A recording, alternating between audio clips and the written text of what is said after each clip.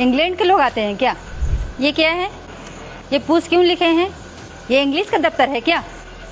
England के लोग आते हैं क्या? इसको तुरंत तत्काल हटाइए। अगर गांव की अम्मा आएगी तो पूछ क्या होता है वो जानेंगे क्या? हिंदी इतनी साफ सुथरी भाषा है, इसको तत्काल हिंदी में कीजिए। हो जाएगा नहीं, हो जाना चाहिए। क्या समय आ गया अब हम अपने देश की भाषा ही नहीं बोल सकते? जी हाँ, हमें शर्म आती है अपने देश की भाषा बोलने में। अगर आप किसी बड़े शहरों में चले जाते हैं, बड़ी कंपनी में चले जाते हैं या फिर अच्छे खासे स्कूल में चले जाते हैं और आप हिंदी में बात करते हैं तो लोग आपको इलिटरेट समझेंगे, लोग आपको अनपढ़ गंवार समझेंगे, लोग ऐसा सोचेंगे कि आपको कुछ भी नहीं आता है, आप पढ़े लिखे नहीं है।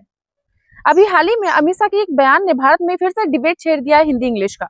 मेरी बात ध्यान से सुनना, हम सबके जीवन में इस देश में अंग्रेजी बोलने वालों को शर्म आएगी, ऐसा समाज का निर्माण अब दूर नहीं। चीजों को वो ही कर पाते हैं जो करने की ठान लेते हैं। और मैं मानता हूं हमारे देश की भाषाएं हमारी संस्कृति का गहना है।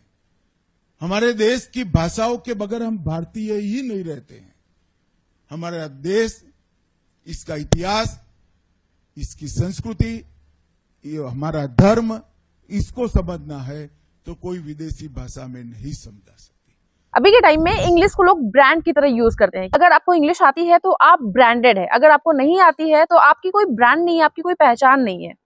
अंग्रेज तो चले गए लेकिन अपनी अंग्रेजी जो है सो यहीं पे छोड़ गए, अपनी कल्चर, अपनी सोच इंडिया में ही छोड़ करके चले गए। अभी भी इंडिया में बहुत सारे अंग्रेज ऐसे हैं जो अपने आप को इंग्लिश बोल करके ब्रांड समझते हैं। अगर सामने वाला इंग्लिश नहीं बोलता है तो उसको हीन भावना से देखते हैं।